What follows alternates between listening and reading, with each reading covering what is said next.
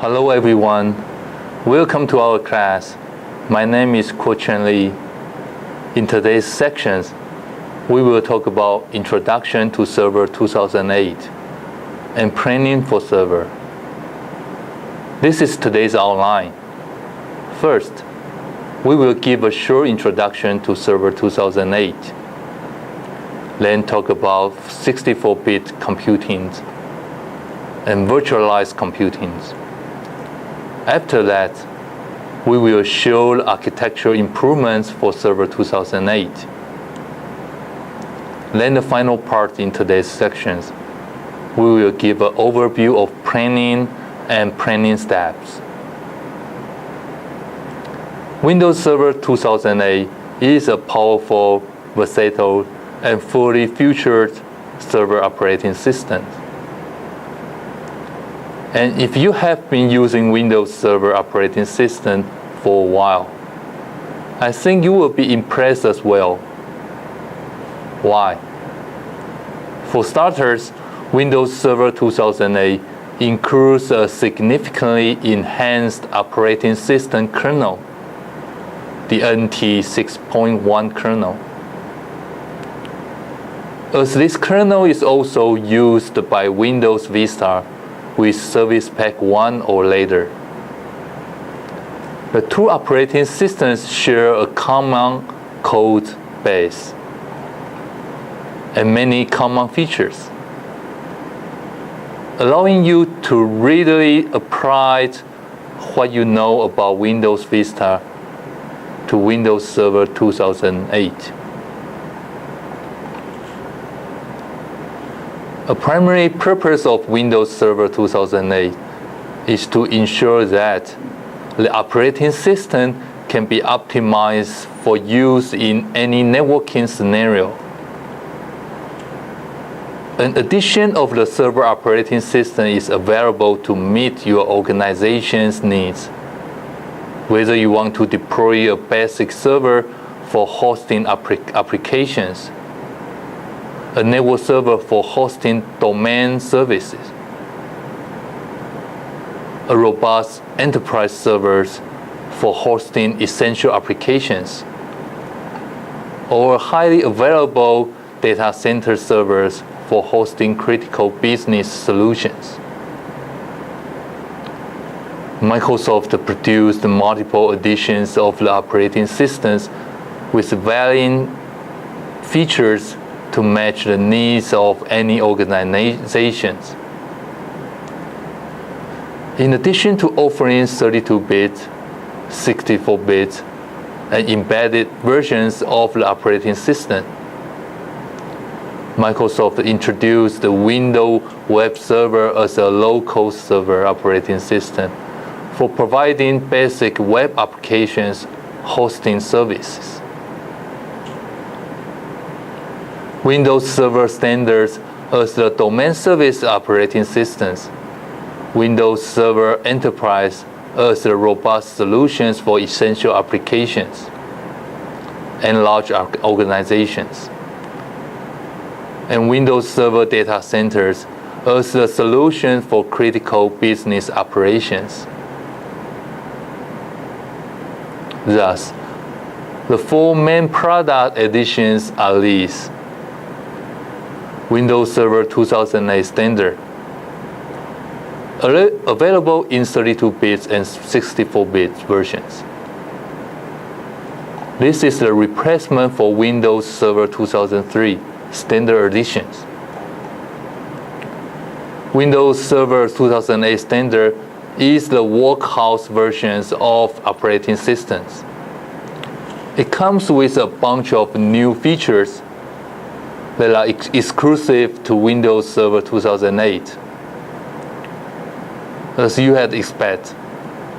And it also includes a few unexpected surprises, including many enhancements for storage area network, storage reporting, and improved access services. Servers running Windows Server standards can host a single distributed file systems, namespaces, which can be either a standalone namespace or a domain-based namespace. They can also act as Active Directory Federation Service web agents. Windows Server Standard is optimized to provide domain services, such as name resolution with DNS, automatic IP address assignments with Dynamic Host Configuration Protocol, DHCP, Transmission Control Protocol Internet Protocol, TCP/IP, networking, printing, and faxing in a small to moderately sized network environment. This edition supports 2-way and 4-way symmetric multiprocessing and up to 4 GB of memory on 32-bit systems and 32 GB on 64-bit systems. Windows Server 2008 Enterprise available in 32-bit and 64-bit versions. This is the replacement for Windows Server 2003 Enterprise editions. Windows Server 2008 Enterprise is the robust media to large enterprise solution specifically designed for multi-departmental use.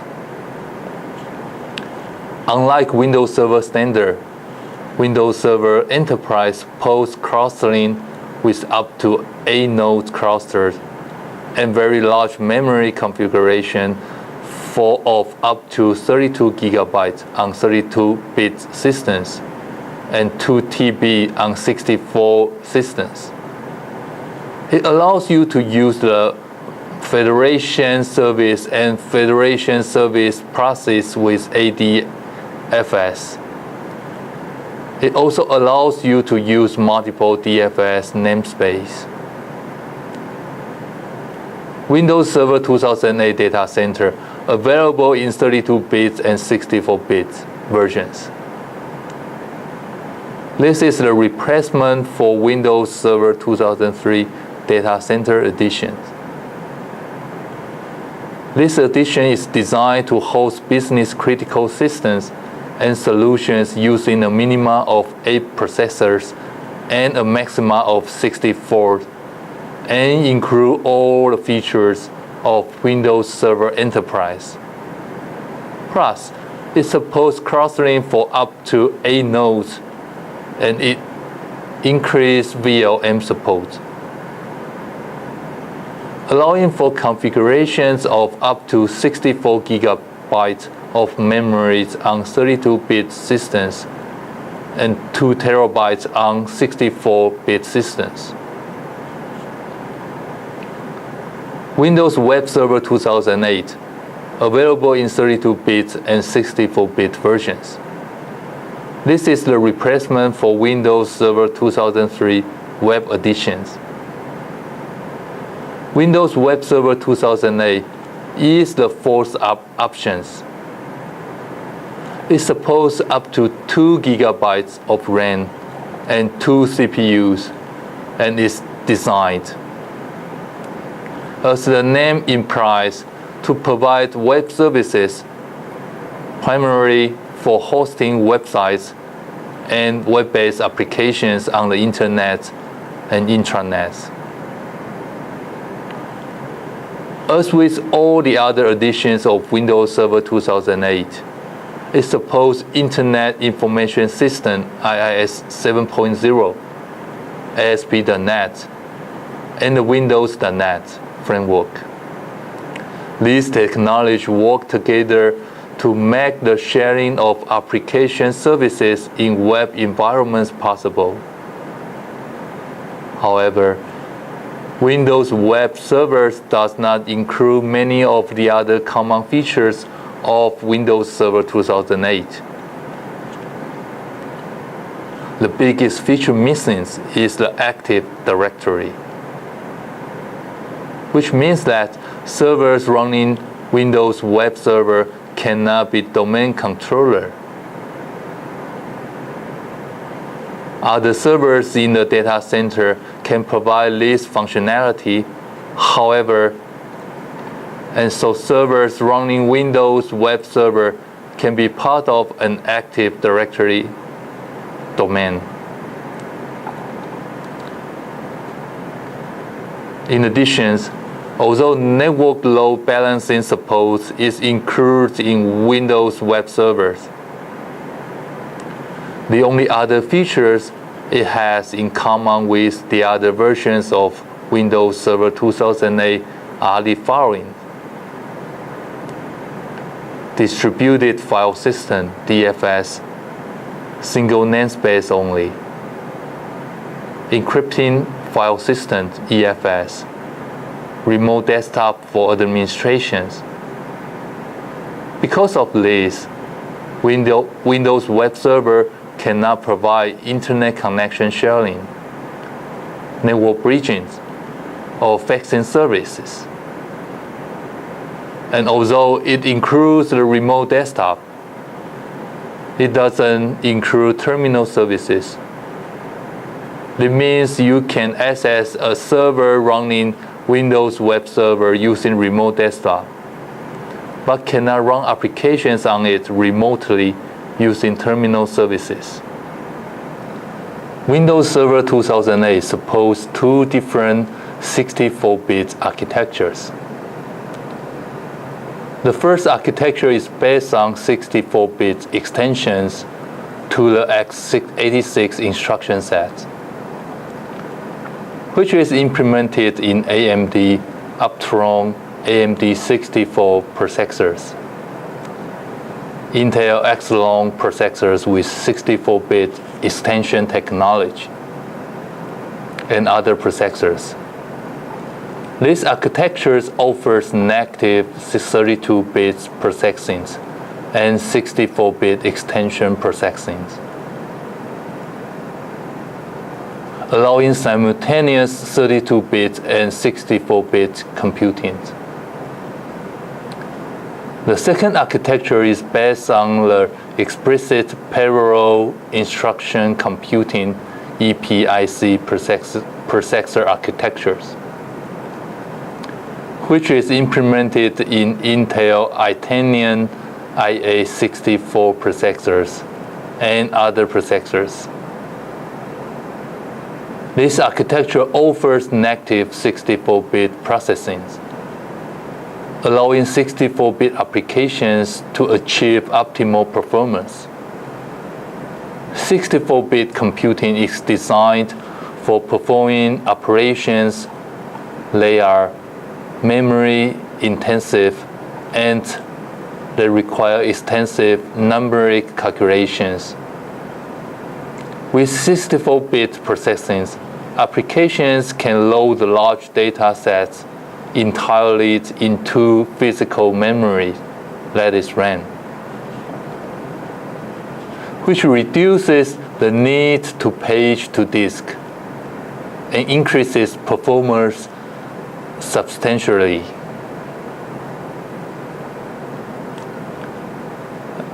Virtualized computing.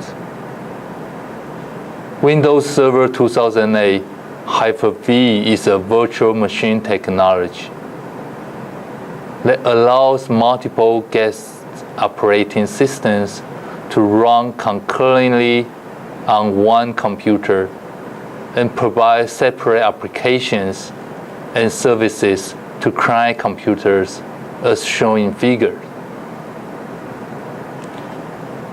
As part of the Hyper-V features, which can be installed on servers with x64-based processors that implement hardware-assist virtualizations and hardware data execution protections.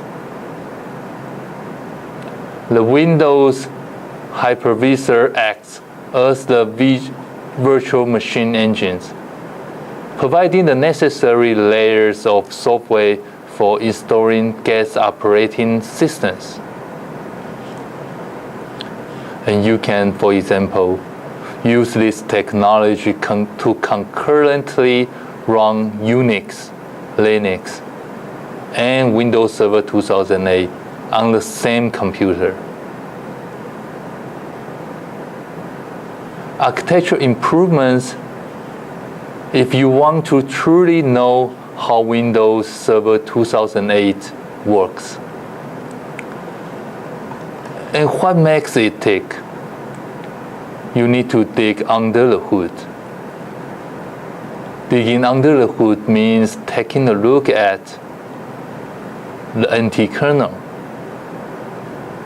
the boot environment, the support architecture. Kernel architectures, Windows Vista SP1 or later uses the NT 6.1 kernels, the same kernels that Windows Server 2008 uses. Sharing the same kernels means that Windows Vista SP1 or later and Windows Server 2008 share the following components as well as others. Automatic updates, responsible for performing automatic updates to the operating systems. BitLocker drive encryptions, provides an extra layer security for servers' hard disks. Remote assistance provides an assistant feature that allows an administrator to send a remote assistant invitations to a more senior administrator. Remote desktop provides a remote connectivity features that allows you to remotely connect to and manage a server from another computer. Task scheduler allows you to schedule executions of one-time and recurring tasks, such as tasks used for performing routine maintenance. Windows Defenders help to protect a server from spyware and other potentially unwanted software. And Desktop Experience installs additional Windows Vista desktop functionalities on the servers. Windows Firewalls help to protect the computers from attacks by unauthorized users. Windows Time synchronizes the system's time with world time to ensure that the system time is accurate. And wireless networking installs the wireless networking features to enable wireless connections.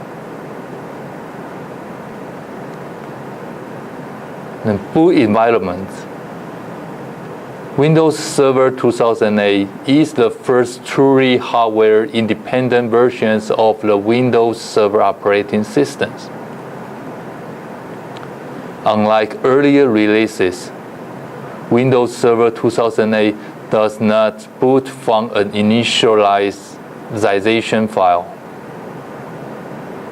Instead, the operating system uses the Windows Boot Managers to initialize and start the operating systems. The boot environment dramatically changed the way the operating system starts. The boot environment was created by Microsoft to solve several crinkly problems related to boot integrity. Operating system pre-integrity and firmware abstractions. The boot environment is loaded prior to the operating system. And making a pre-operating system environment as such, the boot environment can be used to validate the integrity of the startup process and the operating system itself before actually starting the operating systems. Support architectures Windows Server 2008 includes extensive support architectures. At the heart of this architecture is built-in diagnostics, the next generation automated help system. Microsoft designed built-in diagnostics to be self-correcting and self-diagnosing, and failing that, to provide troubleshooting assistance while you are diagnosing problems. Built-in diagnostics are primarily implemented through Network Diagnostic Framework, NDF. Windows Diagnostics Infrastructure, WDI. NDF is complementary to WDI. NDF diagnoses connectivity and networking issues. WDI diagnoses device, memory, and performance issues. Windows Server 2008 includes several related diagnostics tools as well. A Network Diagnostics Framework. Network awareness tracks changes in network configurations and connectivity. Network discovery controls a computer's ability to detect other computers and devices on a network. Network awareness is a key component in the Network Diagnostics Framework. It allows Windows Server 2008 to detect the current network configurations and connectivity status. This is important because many networking and security settings depend on the type of network to which a computer running Windows Server 2008 is connected. And Windows Server 2008 has separate configurations for domain networks, private networks, and public networks, and is able to detect when you change a network connections as well as whether or not the computer has a connection to the internet. If you disconnect a computer from one network switch or hub and plug it into a new network switch or hub, you may inadvertently cause the computer to think it is on a different network. And depending on the group policy configurations, this could cause the computer to enter a lockdown state, where additional network security settings are applied. As shown in figures, you can view the network connection status in Network and Sharing Center. And Windows Diagnostics Infrastructures. Windows Diagnostic Infrastructure, WDI, is an extensive diagnostics and problem resolution architecture that offers improved diagnostics guidance. Additional error reporting details, expanded event logins, and extensive recovery policies. Many other enhancements in conjunction with WDI help to improve the overall performance of Windows Server 2008. These enhancements include changes to device drivers and I/O management, modifications to the application's update process, optimized memory and process usage, enhanced recovery from service failures, an overview of planning. A clear roadmap can help with any complex projects, and deploying Windows Server 2008 in the enterprise is certainly a complex project. A number of firms have developed models to describe IT processes, such as planning and system management, often used by their consulting group, each of which offers its own structured methods of approaching a complex project. The Microsoft Solutions Framework process model. Microsoft has defined its own formalized processes for implementing IT solutions and network management. Two models are used: the Microsoft Solution Framework, MSF, which defines the deployment project methods, and the Microsoft Operations Framework, MOF, which has operations administrations as its focus. Like any other process models, the MSF and MOF models have gone through several evolutions.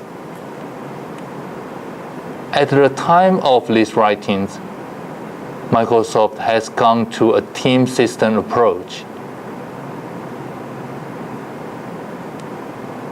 The MSF version 4 process model defines the following phases. Envisioning. During the first phase, project goals are defined and clarified. Planning. After the goals and the scope has been agreed upon, you have to translate information into functional specification that documents and the specific features, services, and configuration options that are required to achieve the goals. Building. During this phase, the Windows Server 2008 infrastructures, any required custom code, applications or scripting, and documentations are developed.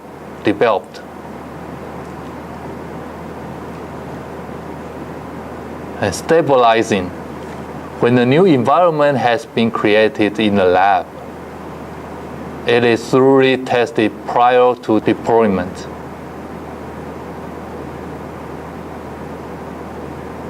Deploying. Finally, you deploy Windows Server 2008 into the production environment. Governing. From project inceptions to completions and beyond, one or more individuals on the IT management team will be responsible for developing the overall project characters and team orientation guidance. These stages are seen as occurring more or less linearly, but not exclusively so. In late stages are commonly revisited at multiple points along the way. The deployment process can be broken down into a roughly sequential set of tasks. Identifying the team.